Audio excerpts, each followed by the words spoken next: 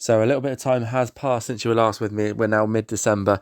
We've got a lot to talk about. We've got a little bit of a contract situation. We were talking about it a couple of episodes ago, if you were with me. I've managed to sort that. How?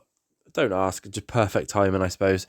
On top of that, we've got some good results. We've had a couple of players really stand out, the youth players. And to top it all off, you've probably seen by the thumbnail and by the title, we have the best academy in the world, apparently. But of course, anyway, guys, welcome back to Academy to Anfield. What we're going to do, firstly, I just want to show you what's been going on since you were last with me. Of course, we managed to salvage that draw, didn't we, against Chelsea, where Bajcetic got sent off. Since then, we went and thumped Dortmund 5-1 at home. Jason Stone getting another hat-trick there. Followed that up with a 1-0 loss to Tottenham. Had an absolutely brilliant October, won every game. And then since then, November, it started to get a little bit ropey. We played West Ham away and they did beat us quite comprehensively. However, I was a bit annoyed about the Barcelona game. Let's take a quick look. Because as you can see, although XG-wise, they did sort of have the better chances, we found ourselves 2-0 down inside 10 minutes against Barcelona. So I felt a little bit hard done by in the end. Coming away with a draw would have been probably ideal from that game. But we managed to go and beat Sunderland and turn it around in the Premier League. But since then, we've had a 0-0 to Fulham and we've had a cruel defeat to Arsenal. Szoboszlai getting an own goal. And we've just played Nice in the Champions League. And yes, they won 1-0, but they did quite comprehensively beat us as well. So maybe a little bit of a worry there. However, the early season form in the Champions League has kind of kept us there or thereabouts in the Champions League. Even though we've just had those 2 losses. Hopefully, if we win the next 2, we should qualify. I'd like to think automatically. So that's the plan in my head. Of course, we've got Everton and Man United to play in this episode. But firstly, a bit of good news. Mo Salah has signed a new contract. I did not expect him at all to sign a new contract. It was only by chance he come up in the inbox being linked with Saudi Arabia. The Saudi Arabia club, should I say. And we had a little chat with his agent, discussed the contract, and I managed to get him to sign one. So, of course, he's only signed a year extension, but we've got him for 18 months. And he's taken a bit of a wage cut as well, so that's always nice. As is Andy Robertson. He signed again for 18 months, just like Mo Salah. He's taken a little bit of a wage cut as well. So that's always good. And then Jason Stone is still scoring. They've dried up a little bit. They have dried up a little bit the last few games. But Jason Stone,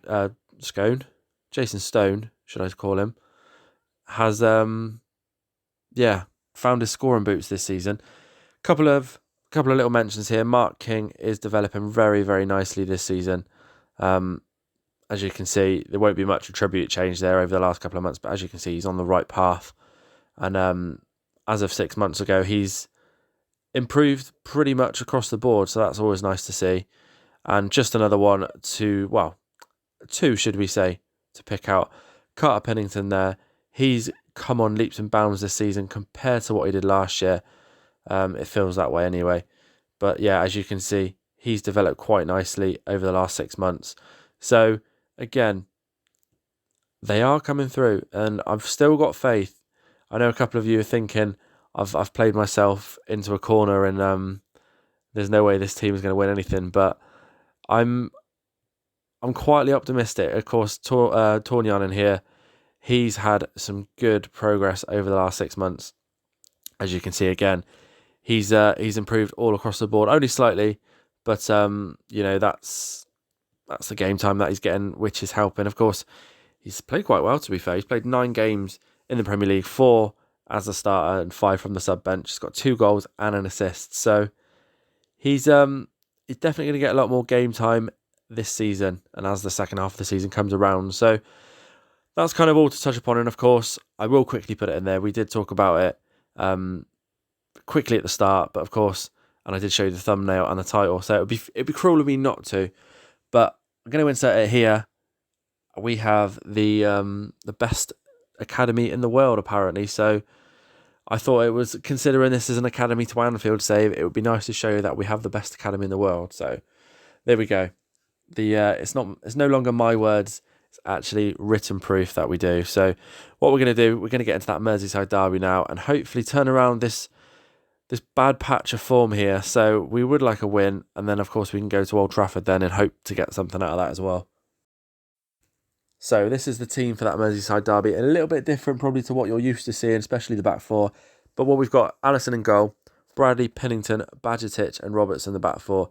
The midfield three is Trent, Elliott and King. And then the front three, we've got Tornianen on the left, Salah on the right, and then Stone, of course, through the middle. So, of course, I do want to sort of explain a little bit my thinking behind the Bajcetic. Obviously, he is generally a defensive midfielder, deep line playmaker, to be exact. But the problem is we've got Trent that plays that exact position and actually plays it very, very well, or has done so far this season for us. So, trying to fit Bajcetic in the team along with Bradley and Trent is kind of the only way to do it. There's obviously much better actual central midfielders than Bajcetic. So not a bad ball playing centre back at all. So if he can get a bit of experience playing there, he could be a very versatile player for me. And then come and sit. Oh, and that's just hit the post. Alisson did not move there, did he? But yeah, he could be a very good versatile player for me in the coming season. So that's kind of the thinking behind there. And like I said, Trent has played very, very well so far this season as a DM. And of course, we've got to keep King in there, haven't we? Salah played quite a lot of games so far, but he's definitely having a lot better, much better season than last season, should I say. But it would be nice to see if Tornianen here does get a goal. Tornianen with his third goal of the season. And no better place to get it than at Anfield against Everton, surely. But I was literally about to touch upon Tornianen and say, naturally, an attacking right winger, but seems to be playing his best football coming off the left wing. He is obviously right-footed, so that does match up quite well with the tactic we play. So good to see Tornianen getting a goal there and Mark King with the assist. I think I touched upon it, didn't I, earlier in the video and said, I'm quietly confident that this team can do something in the future. Especially, I mean, you look at the likes of King, Tornianen and Stone alone, very much coming into their own, as Carter Pennington, another of our homegrown youth players, scores as well. It just gets better and better, doesn't it? But yeah, they're coming into their own, really. They're sort of genuinely decent to good Premier League players now. And yeah, they sort of can only go from strength to strength, you'd hope. But I couldn't ask for a better half of football against Everton there. Good to see. I don't know why I'm doing my team talk for like that. I never usually do that. But yeah, brilliant to see Tornianen and Pennington getting on the score sheet. Pennington, with that jump reach of 20, scores some absolutely beautiful headers. He's a huge danger from set pieces. I think he's already got probably 4 or 5 this season. Stone there gets in on the act. Trent again with the assist. I think, I touched upon it, didn't I? And said Trent has played absolutely amazing from that deep line playmaker position. You can see he's got 2 assists this game. I think he's already got 4 or 5 this season. But yeah, look at that. Look at that score sheet. Tornianen, Pennington and Stone. All of them are youth players that we've been developing. And I think it would be nice to just see this go over the bar. Thank you. Do you know what I think? We're 3-0 up. I wonder if we can rub it in that a little bit more, potentially.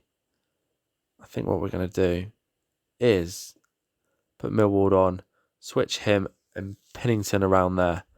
I'm looking up and down the team, and the only one really that isn't a homegrown player, bar, we've got Bailey Carrott on the bench there, but more about Bailey Carrott in a few episodes, hopefully, when he hopefully gets a bit more game time.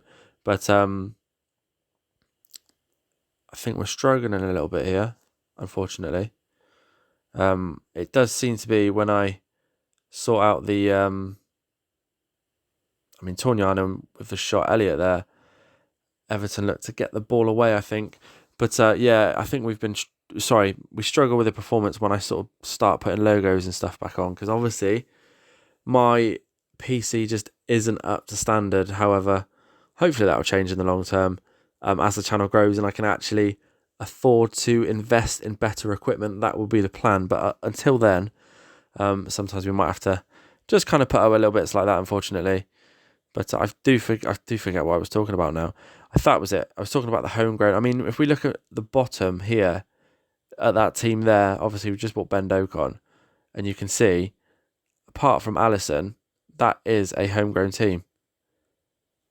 I'm just having another quick look. Yeah, we've got Robertson playing.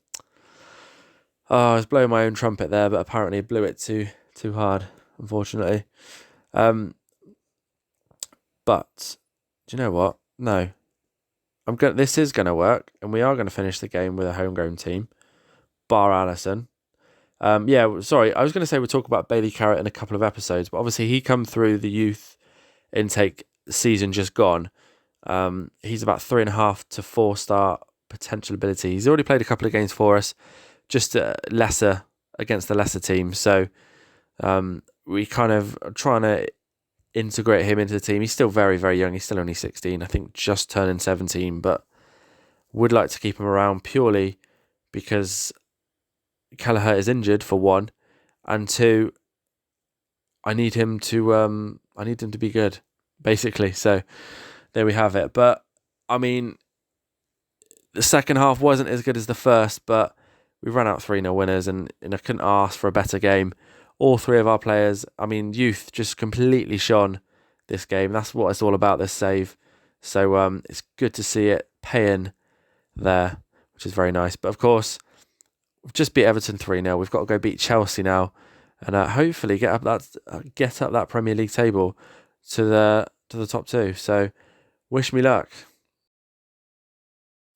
Of course, we are playing Man United now at Old Trafford. So gone for a little bit more of a cautious approach, and I've tried to put out a little bit more of a stronger team. So we've got Alisson in goal, Bradley, Konate, Bajcetic and Gomez the back four. Our midfield three is Szoboszlai, Elliott and Trent. And then, of course, the front three, we've got Tornianen, Salah and Stone. Now, I'm hoping we can get some of that out of this game. It's generally the last sort of season or so as where we're struggling. We're struggling to beat the big boys. We kind of grind through any other result usually. However, we keep coming unstuck against the big ones all the time. Do you know what? I can't even remember the last time we beat someone. I think it was Chelsea we beat 3-2 last season, if I remember rightly. But we just can't seem to keep a clean sheet and actually create chances against them. So hopefully this is a bit of a different game. But of course, let's just wait and see. We've got Gomez on the ball now, Szoboszlai at the edge of the box. Elliott, the ball bounces around. Man United get it away, but only as far as Bajcetic. Trent now with the ball. Tornianen, this looks promising. Lovely ball through to Stone. Not sure if he was onside there.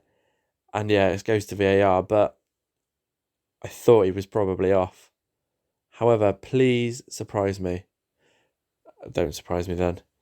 Yeah, he looked ever so slightly off, but it was a good ball from Tornianen. At least we're creating the chances. I did just say that's the one biggest problem we have, is we don't seem to create the chances. But playing it around at the back at the minute, this is where I get most nervous all the time. Lovely ball there from Elliott, I think that was. Over to Salah. Salah running at the defence to Stone. Elliott now with the ball. That counts. That's not offside. We do take a 1-0 lead away to Man United. And that was good football. That was really good football. Something we're not used to saying on this save, especially the last 10 episodes or whatnot. It's not very often we can say good football against Man United, but it's taken us up into third spot, so 4 points behind Arsenal there, and then level on points with Man City, of course, with a game in hand on them. But good stuff so far. Would be nice to take the lead into half time. Of course, this is probably where now that I've said it, I mean, I was worried Trent was going to take him out for a penalty there, but Neves shoots, and yeah, easy save really for Alisson in the end there. But like I said, if we can get to half time with a 1-0 lead, I will be very happy, and we can build on it from there. So let's just I was going to say let's keep that clock ticking, but whenever I want the clock to go fast, we just seem to stop for highlight after highlight unless we score, and then I'm not going to be too bothered. But I think we're going the wrong way. And then Trent, all that praise I've given him, just giving the ball away. He's offside. That is surely an offside goal. I mean, he was stood offside when he received the ball. If that's not offside, I'm going to be fuming. Of course, thank you. Yeah, that moment of panic, I'm like, he was miles offside. He received the ball, he was about 10 yards offside. So that was pretty fair. Probably more obvious than Jason Stone's goal in the first half. So Man United finished the half strongly, but we still keep hold of that 1-0 lead. I'm going to say we're not pleased. Anything to kind of give them a little bit of motivation to keep this going. I'm wondering if we go to more of a positive approach now, because Man United are the ones that are going to have to come after us. But playing the ball around nicely there, Sobersley hits it from about 30 yards out. That was never going in. But so far, so good. I think I'm going to look at making some changes in a minute. Generally, we play pretty good. Funny enough, the ones that probably don't really stand out are the two that you'd like to think usually would, which is Sobersley and Mo Salah. So thinking maybe we need to take Mo Salah off and possibly, I mean, do we put Ben Doak on or do we do this? Do we put Sobersley out on the right? He can be quite effective from there. And I think what we're going to do is bring Mark King on, who is due a goal. Hasn't scored in a while. He's assisted quite a few, but he's definitely due a goal. So hopefully I've jinxed it in my favour as such. And he scores. That'd be nice. I'm just looking around. I think I'm going to have to make a few more changes here. I think we're desperately running out of steam. I think. Do you know what? I think we will bring Ben Doak on as well. Bring him in from the left-hand side, cutting onto that right foot. He's been one that has kind of disappointed me over this save so far, Ben Doak. I did think he was going to be my star man, but generally it's been injuries, hasn't it, that have really kind of ruined him. Marcus Rashford there, getting a goal in the 78th minute. We're going back to a cautious approach. It hasn't worked. And I'm now more so worried that we could potentially lose this 2-1. And I mean, it's quite frustrating to see that actually we've been, it's a 50-50 game, isn't it, looking at the stats wise. So it'd probably be fair to say a draw, but I mean, until the final whistle goes, I'm not certain of anything. So if we can get there pretty ASAP, I'll take a draw away to Man United. I was going to say Man City, but I'll take a draw. So yeah, good stuff really. Beat Everton 3-0, drew away to Man United, where actually we're probably ever so slightly the better team. So promising stuff. And of course, we've got a few big games coming up. If we just take a quick look before you leave us, we've got Newcastle and Man City to play. And then we've kind of got this nice little run where we've got Brighton, probably the toughest. Then we've got Southampton, Hull in the FA Cup. We might come back for that one. Leicester, QPR, Nottingham Forest there. So we've got plenty of games to hopefully get back on that winning streak. But of course, positives from this episode, and thanks for watching. If you did enjoy it, please give the video a thumbs up. And of course, if you are enjoying the content, the series, the experiments that we do on the channel, etc., please do subscribe. It does mean a lot to me, and it does help the channel grow. So much appreciated. And of course, I'll see you in the next video.